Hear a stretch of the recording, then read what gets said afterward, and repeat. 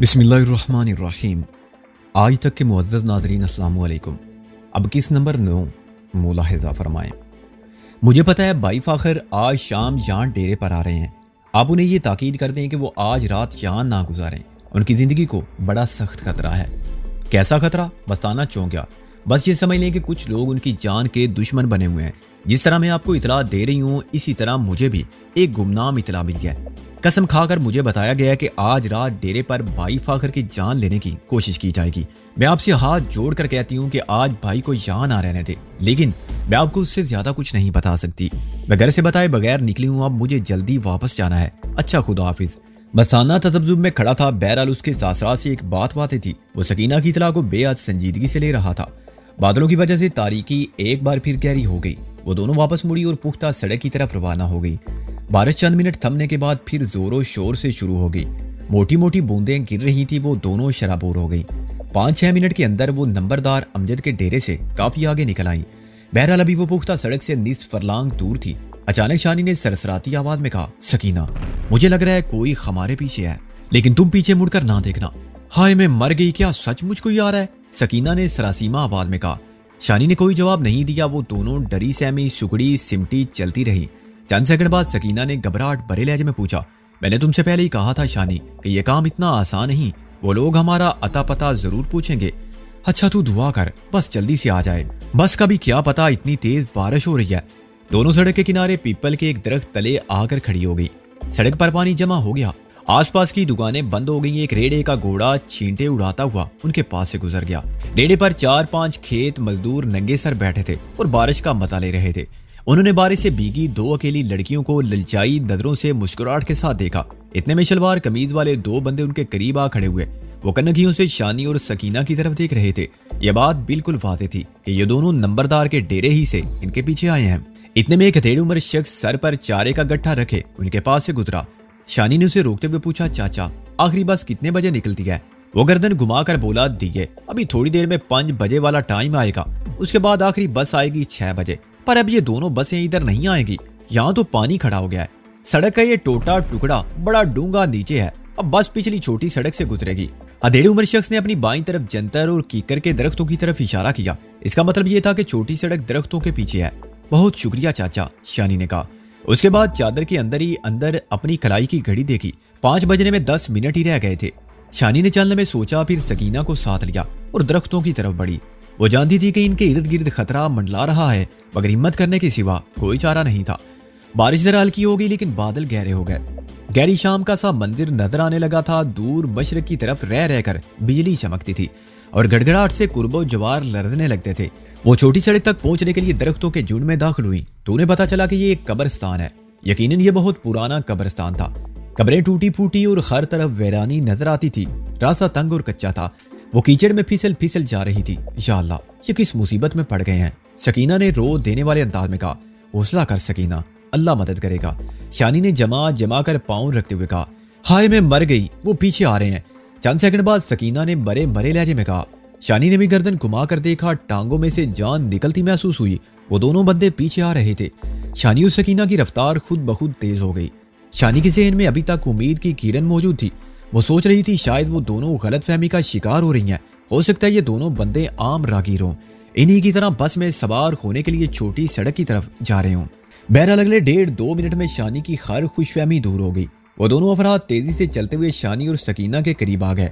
फिर उनमें से एक ने भारी भरकम आवाज में कहा, बात सुनो कुड़ियो। शानी और सकीना पहले ही बहुत तेज चल रही थी। अब वो भाग खड़ी हुई।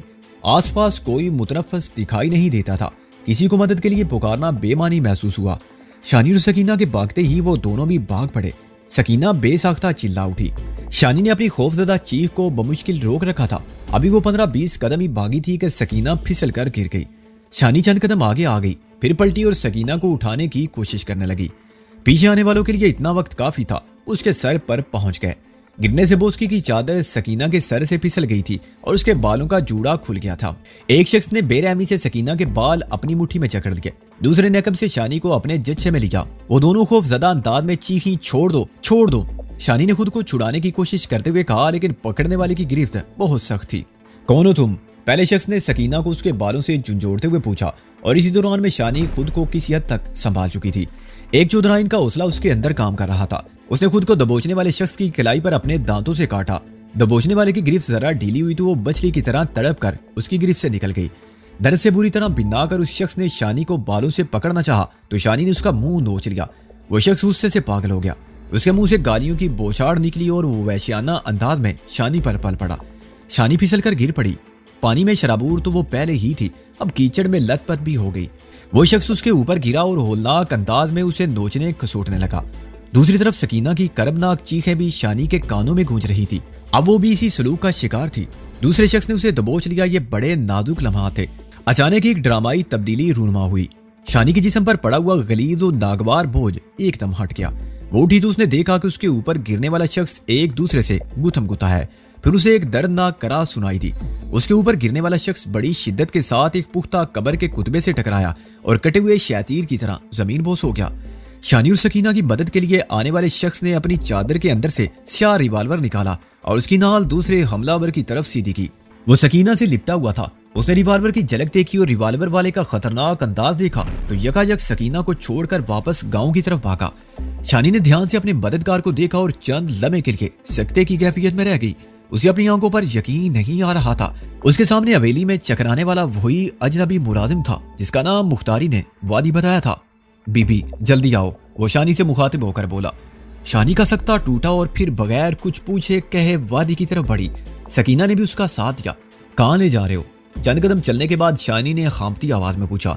यहाँ थोड़ा आगे मेरे एक जानने वाले का घर है, वहां तक पहुंच जाएं तो उन लोगों से बच सकते हैं।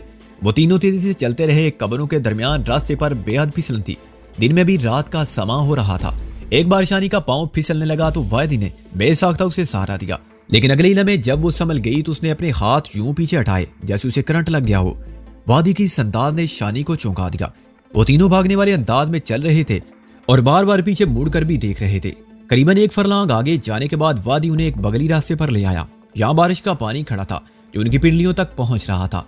इस पानी का एक फायदा जरूर था, इनके कदमों के निशानात का पीछा नहीं किया जा सकता था। रास्ते में खेत, मजदूरों के कच्चे मकानात नजर आ रहे थे। उनकी छतें नीची थी और बारिश की बौछारें गारे की दीवारों को चाट रही थी। वादी चलते चलते अचानक एक गली में मुड़ा और फिर उसने फुर्ती के साथ एक घर की 5 फुट ऊंची दीवार फांदी और सेन में जाकर अंदर से दरवाजे की कुंडी खोल दी। चंद ही सेकंड में वो तीनों एक कमरे में मौजूद थी। यहाँ लालटेन रोशन थी और एक औरत कमरे के अंदर ही चूल्हे पर भिंडी तोरी का सालन पका रही थी। जिस शख्स ने दरवाजा खोला वो एक ऊंचा लंबा गबरू था। उसकी गर्दन में चमड़े का मोटा तावीज था। उसकी गुफ्तगू से अंदाजा हुआ कि वो वादी का दोस्त है और शहर में किसी सरकारी ऑफिसर का ड्राइवर है। उसकी बीवी कबूल सूरत थी लेकिन उम्र में उससे बड़ी लगती थी। उसका नाम हाजरा था। हाजरा ने शानी और सकीना को अपने सूखे कपड़े ओढ़ने के लिए सूती चादरें दी। इसी दौरान में वादी और उसके दोस्त में खुसर पुसर होती रही। कुछ देर बाद वादी का दोस्त घर से बाहर चला गया। शानी ने वादी से कहा, शाम हो गई है, अगर हम जल्दी वापस गांव ना पहुंचे तो तलाश शुरू हो जाएगी। आप फिक्र ना करें बीबी, मुस्तफा ट्रैक्टर ट्राली लेने गया है, बस 5 मिनट में वापस आ जाता है। बात करते हुए वादी की निगाहें जमीन में गड़ी थी। शानी ने कहा, तुम्हारी गर्दन से खून रिस रहा है, यहाँ पट्टी वगैरह कर लो। जी बीबी। उसने एहतराम से इस बात में सर हिलाया और बाहर चला गया। चंद मिनट बाद घर के दरवाजे के सामने ट्रैक्टर के इंजन की आवाज आई। वादी ने शानी और सकीना को लिया और बाहर आ गया। ट्राली के नीचे पराली बिछी हुई थी, ऊपर एक बड़ी तरपाल रखी हुई थी। वादी ने नजरें झुकाए झुकाए कहा, बीबी आप दोनों तरपाल के नीचे लेट जाएं और जब तक मैं ना कहूं बाहर ना आए। शानी और सकीना ने एक साथ इस बात में सर हिलाया। वादी ने पहले सकीना को सहारा देकर ट्राली पर चढ़ाया, फिर चढ़ने में शानी की मदद की। जब उसका हाथ शानी के जिस्म से छुआ, एक बार फिर उसके चेहरे पर अजीब सी कैफियत नमूदार हुई, जैसे उसने जिस्म की बजाय बरकी रो को छुआ हो और उसके पूरे बदन में थर थराहट दौड़ गई। शानी को ट्राली पर चढ़ाते हुए एक लहज के लिए वादी की निगाहें शानी की निगाहों से मिली। एक बार फिर शानी को इन निगाहों के अनोखे पन का एहसास हुआ। एक ऐसा अनोखा पन जिसमें पुरस्तश, इबादत, मोहब्बत, तड़प, बहुत कुछ यकजा नजर आता था। ये निगाहें नहीं थी, शायद कोई तलीसम था। शानी जुरजुरी लेकर रह गई। वो दोनों तरपाल के नीचे घुसकर बेहरकत लेट गई। ट्राली हरकत में आ गई और बारिश में इश्कोले खाती आगे बढ़ने लगी। करीबन 15 मिनट बाद वादी की बाद अब आवाज सुनाई दी, बीबी अब कोई खतरा नहीं, अब आप बैठ जाएं। शानी और सकीना उठकर बैठ गई। बहरहाल तरपाल बदस्तूर उनके सरों पर रही। चंद फुट के फासले पर वादी भी तरपाल के एक टुकड़ा ओढ़े खामोश बैठा था। उसके लंबे बाल बीकर पेशानी से चिपके हुए थे। छोटी छोटी सी दाढ़ी में बारिश के कतरे चमक रहे थे। शानी का ख्याल था कि शायद वो कोई सवाल करेगा, इनसे पूछेगा कि वो दोनों इस तूफानी मौसम में रंग वाली से इतनी दूर कैसे पाई जा रही हैं, या इस किस्म का कोई और सवाल, लेकिन वो खामोश बैठा रहा, निगाहें झुकाए हुए, जैसे वो कोई बेदाम गुलाम हो। शानी से कुछ पूछना उसका हक ना हो, वो बस जवाब देने का हक रखता हो। आखिर शानी ही को बोलना पड़ा। उसने कहा, मुझे यकीन नहीं आ रहा कि तुम्हारा यहाँ पाया जाना और ऐन वक्त पर हमारी मदद करना एक इत्तफाक है। जी मुख्तसर जवाब मिला। जी से क्या मतलब? शानी ने जरा झुंझला कर कहा, तुम यहाँ कैसे पहुंचे हो? मुझे डर है कि आप नाराज ना हो जाएं। शानी ने गहरी सांस ली, फिर जरा तवक्कुफ से बोली, अच्छा नहीं होती नाराज। उसने अपनी बड़ी बड़ी जादू असर नजरों से एक लम्हे के लिए शानी को देखा और बोला, बीबी, मैंने आप दोनों का पीछा किया था। मैंने आपको परेशानी की हालत में झंडे शाह के बाजार के पास से गुजरते देखा था। फिर आप बस में सवार हो गई। मैं भी पिछले दरवाजे से बस में सवार हो गया। खटोली में भी आपके पीछे रहा। खुदा गवाह है कि मेरे दिमाग में कोई और बात ना थी। मुझे सिर्फ ये डर था कि आप इस तूफानी मौसम में किसी मुसीबत में ना पड़ जाएं। और तुम्हारा डर ठीक साबित हुआ, सकीना ने झुरझुरी लेकर कहा। उसकी आंखों के सामने यकीनन अभी तक कब्रिस्तान के मनाजिर घूम रहे थे।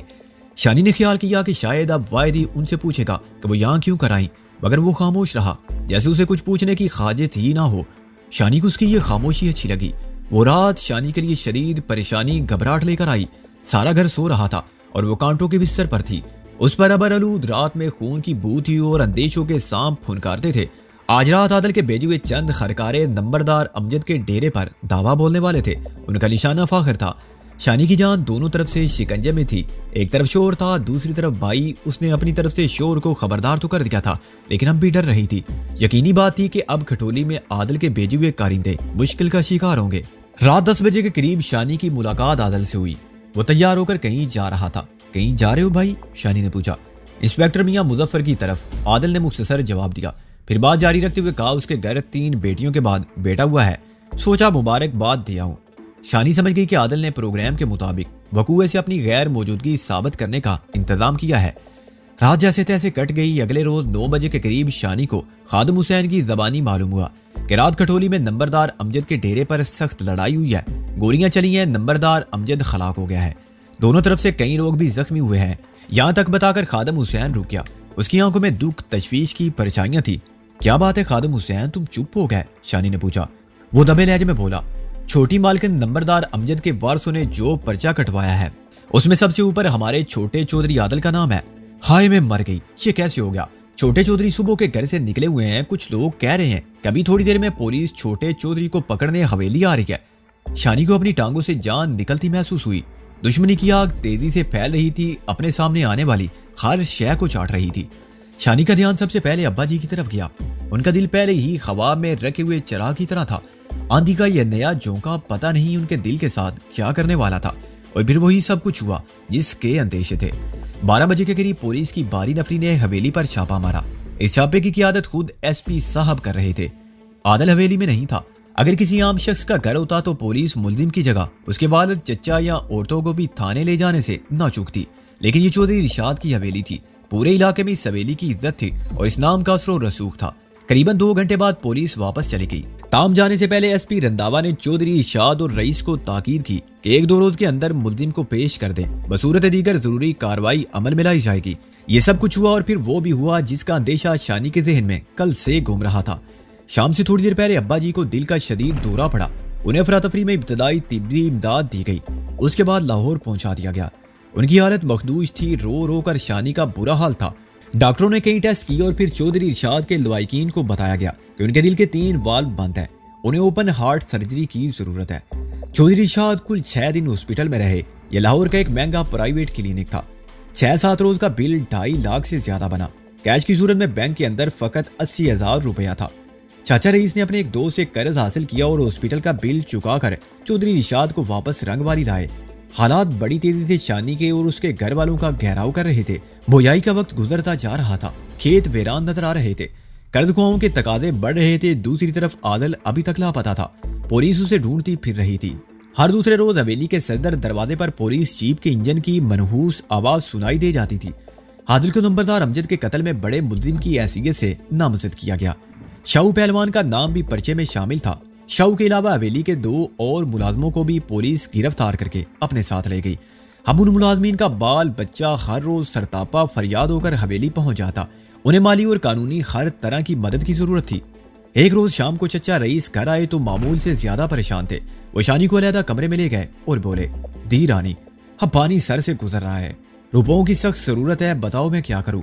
आज सवेरे लाहौर से एक बंदा आदिल का पैगाम लेकर आया है। आदिल ने फौरी तौर पर 2 लाख रुपए मंगवाए हैं। उसके साथ ही ये भी कहा है कि अगले 3-4 दिन में 4 लाख का मजीद इंतजाम कर दिया जाए। भाई ने इतने रुपयों का क्या करना है? उसके किसी जानने वाले ने एसपी रंधावा से राब्ता किया है। सुना है कि रंधावा ने केस कमजोर करने के लिए और फौरी तौर पर आदिल पर हाथ ना डालने के लिए 6 लाख डिमांड की है। शानी ने खुश कोंठों पर जबान फेरी। चचा रईस ने कहा, ज्यादा जमीन तो पहले ही गिरवी पड़ी हुई है, जो थोड़ी बहुत बाकी है उसे बेचेंगे तो नाक कटेगी। अब आ जाके तुम्हारी चाची के जेवर रह जाते हैं। नहीं चाचा जी, भाई आदिल के लिए चाची के जेवर नहीं बिकेंगे। मेरे पास कुछ रकम है, अब्बा जी की अलमारी में भी कुछ कैश है और बांड वगैरह है। मैं देखती हूँ सब मिलाकर कितने होते हैं। रकम के सिलसिले में शानी ने चचा रईस से झूठ ही बोला था। उसके पास वक्त चंद 100 रुपए थे। उस रात उसने अलमारी में से अम्मी जी के जेवरात निकाले। ये जेवरात अम्मी उसे सौंप कर गई थी। अब तक ये सब कुछ एक पाकीज़ा अमानत की तरह उसके पास था। यह करीबन 2 सेर सोना तो होगा। कुछ चीजें जुड़ाऊ थी। यह सब कुछ शानी के लिए बेहद कीमती था, मगर भाई आदिल की सलामती और अब्बा जी की जिंदगी से ज्यादा कीमती नहीं था। वो एक एक चीज को चूमती रही, उस पर अपने आंसू गिराती रही और मां की तस्वीर को देखती रही। फिर उसने ये सब कुछ एक चरमी थैले में बंद किया और एक अज़म के साथ उठकर खड़ी हो गई। ताया मासूम ये काम कर सकते थे। लाहौर में एक ज्वेलर ताया मासूम के बचपन का दोस्त था। वो अक्सर उसके पास आते जाते रहते थे। अब्बा जी और मरूमा वालदा ने भी ज्वेलरी के सिलसिले में कोई काम करवाना होता तो ताया मासूम ही की जिम्मेदारी लगाई जाती। शानी ने ताया मासूम को बुलवाया और बड़ी राजदारी से सारी बात उनके गोश गुजार कर दी। हवेली के पुराने जेवरात की फरोख्त का ताया मासूम को भी दुख हुआ, मगर वो भी हालात की सिदम शरीफी को समझ रहे थे। कर्ज खुमाओं का घेराव तंग हो रहा था। मुकदमे बीमारी के लिए रकम की अशद जरूरत थी। वो जानते थे कि इस मौके पर कुर्बानी की जरूरत है और ये कुर्बानी शानी दे रही थी। अपनी माँ की निशानियां जो उसे जान से ज्यादा अजीज थी वो फरोख्त कर रही थी। वो एक सुहानी शाम थी। बारिश के बाद हल्की हवा चल रही थी। अब्बा जी की तबीयत भी आज कुछ बेहतर थी। शानी ने चचा रईस को बताया कि कैश और प्राइस बांड वगैरह मिलाकर 8-10 लाख का इंतजाम हो जाएगा। चचा रईस कदरे मुतमईन नजर आने लगे। उनकी आंखों में तशवीश की परछाइयां कुछ सिमटी हुई महसूस होती थी। उन्होंने लाहौर में आदिल को पैगाम भिजवा दिया कि कल तक वो उसे रकम पहुंचाने का इंतजाम करते हैं। शाम को शानी अब्बा जी की व्हील चेयर बालकोनी में ले आई। अब वो चाहती थी कि कराची या लाहौर के किसी अच्छे हॉस्पिटल में इनकी जल्द अज जल्द सर्जरी हो जाए। जेवरात की फरोख्त से इन्हें इतनी रकम जरूर हासिल हो जानी थी जिससे आदिल की मुसीबत टल जाती और अब्बा जी की बीमारी का सद्दे बाप भी हो जाता। उसने कुर्बानी जरूर दी, लेकिन इस कुर्बानी के बाद वो खुद को बेहद हल्का फुल्का महसूस कर रही थी। अब उसे ताया मासूम की वापसी का इंतजार था। वो अपने एक मुंह बोले भाई सनाउल्लाह को अपने साथ लेकर गए हुए थे। उम्मीद थी कि कल दोपहर तक उनकी वापसी हो जाएगी। अचानक अब्बा जी की आवाज ने शानी को चौंका दिया। वो क्या है शानी? उन्होंने बालकोनी से नीचे हवेली के दरवाजे की तरफ इशारा करते हुए कहा। शानी ने आंखें सुकेड़ कर देखा। उसे वादी नजर आया। उसके कंधे पर कोई शख्स था जो चादर में लिपटा हुआ था। लगता था कि वो सख्त बीमार है या बेहोश है। वादी उसे लेकर बरामदे में ओझल हो गया। इससे पहले कि शानी खुद नीचे जाती और सूरत हाल मालूम करती, अब्बा जी ने एक अधेड़ उम्र मुलाजिम को आवाज दी और उसे कहा कि उस बंदे को ऊपर बुलाए। बंदे से अब्बा जी की मुराद वादी था। 2-4 मिनट बाद वादी सीढ़ियां तय करता हुआ ऊपर आ गया। उसके लंबे स्याह बाल शाने और चेहरे पर लहरा रहे थे। बातें पर मुशक्कत की वजह से पसीने की चमक थी। चौधरी इरशाद ने नईफ आवाज में पूछा, ये किसको कंधे पर लाद कर लाए हो? वादी ने नजरें झुका रखी थी। शानी की मौजूदगी में वो जैसे निगाहें उठाना भूल ही जाता था। उसी अंदाज में बोला, बड़े मालिक, बेचारे के खेत के पास से गुजर रहा था। वहां ये बेहोश पड़ा हुआ था। नारोवाल से खेत मजदूरी के लिए आया है। ध्यान है शायद गर्मी की वजह से बेहोश हो गया है। जाओ जाओ उसी होश में लाओ। अगर जरूरत हो तो डॉक्टर शहजाद को बुला लाओ। चौधरी इरशाद बेताबी से बोले। शायद उन्हें अपनी मरहुमा बीवी की बात याद आ गई थी। मरहुमा कहा करती थी, जब हमारे खेतों में काम करने वाले किसी बंदे को तकलीफ पहुंचती है तो उसकी चोट सीधी मेरे कलेजे पर लगती है। वादी ने तसल्ली अमेज लहजे में कहा, मालिक, इसे पंखे के नीचे रखा है, लगता है जल्दी आंखें खोल देगा। चौधरी शाह ने बेताब लहजे में कहा, शानी जाओ तुम खुद देख कर आओ। अगर जरूरत हो तो डॉक्टर को बुला लो। शानी वादी के साथ सीढ़ियां उतर कर नीचे आ गई। बरामदे में पहुंचकर वादी ने अजीब से लहजे में कहा, बीबी 1 मिनट रुकिए। शानी रुक गई। उसने अपना सर और सीना अच्छी तरह ओढ़नी से ढांप रखा था। वादी ने निगाहें झुकाए झुकाए शानी पर इंकशाफ किया। बीबी, मैंने बड़े मालिक के सामने सच नहीं कहा। मुझे पता है उनकी तबीयत खराब है। तो सच क्या है? शानी ने लर्ज कर पूछा। वादी गंभीर लहजे में बोला, ये सनाउल्लाह साहब है। मैं नहर वाली मस्जिद में जा रहा था। ये बेले के खेत के पास बेहोश पड़े थे। सर पर गहरा जख्म है। शायद राइफल के बट से आया है। शानी सन्नाटे में रह गई। सनाउल्लाह तो आज सुबह ताया मासूम के साथ लाहौर गया था। उसके पास सुजुकी FX थी। वो दोनों उसी गाड़ी में गए थे। ताया मासूम कहाँ है? शानी ने करा कर पूछा। उनका कुछ पता नहीं। सनाउल्लाह साहब की गाड़ी भी गायब है। शानी को लगा कि उसने किसी चीज का सहारा ना लिया तो डगमगा कर गिर जाएगी। वो पास रखे हुए मूढ़े पर बैठ गई और अपना सर दोनों हाथों में थाम लिया। करीबन 2 घंटे के अंदर अंदर सब कुछ वाज़ेह हो गया। ताया मासूम भी हवेली वापस आ गए। उनके चेहरे और सर पर गहरी चोटें थी। लिबास भी तार तार हो चुका था। उनकी गाड़ी को बेले के करीब रोका गया था। 4 मुसल्लह अफराद उनके सामने आए जिन्होंने डांठे बांध रखे थे। सनाउल्लाह ने मुजाहमत की। जवाबन उसे बेहोश करके चारे के खेत में फेंक दिया गया। ताया मासूम को गन पॉइंट पर गाड़ी के अंदर ही यरगमाल बनाया गया। रंगवाली से करीबन 20 किलोमीटर आगे जाने के बाद उन्हें गाड़ी से उतार दिया गया। जेवरात और गाड़ी समेत डाकू फरार हो गए। कहते हैं मुसीबत तनहा नहीं आती। शानी के घराने पर मुसीबतों ने यलगार कर दी थी। एक के बाद दूसरी आफत उनकी जिंदगी को तय हो बाला कर रही थी। शानी ने अपनी मरहूमा माँ के जेवरात को खुद से जुदा करके एक बड़ी कुर्बानी दी थी, लेकिन ये कुर्बानी भी किसी काम नहीं आ सकी थी। ये बहुत बड़ा धचका था। सब कुछ तय हो बाला होता हुआ नजर आ रहा था। हस्बे मंशा शानी और चचा रईस ने इस अलमिये को भी चौधरी रिशाद से छुपाने की कोशिश की और इस मर्तबा इन्होंने वाकई ही छुपा लिया। शानी कई रोज तक गमो यास की अथाह गहराई में डूबी रही। ये दोहरा गम था। प्यारी माँ ने ये प्यारी प्यारी निशानियां बेहद चाहत से इसे सौंपी थी। अपनी बीमारी के आखिरी दिनों में उन्होंने एक एक जेवर अपने हाथों से शानी को पहनाया था और दिखाया था। ये सारी निशानियां शानी से जुदा हुई थी और सितम बालाए सितम ये था कि निशानियों को जुदा करने से कुछ हासिल भी नहीं हो पाया था। चौधरी रिशाद के इल्म में लाए बगैर चचा रईस ने पुलिस में इस डाके की रिपोर्ट दर्ज करा दी थी। जाहिर है कि शानी को चचा रईस के इल्म में सब कुछ लाना पड़ता था। शानी ने एतराफ किया था कि कैश और प्राइज बांड वगैरह के सिलसिले में उसने झूठ बोला था। ताया मासूम के मुंह बोले भाई सनाउल्लाह की कार 2 रोज बाद GT रोड की तरफ जाने वाली पुख्ता सड़क के किनारे खड़ी मिल गई।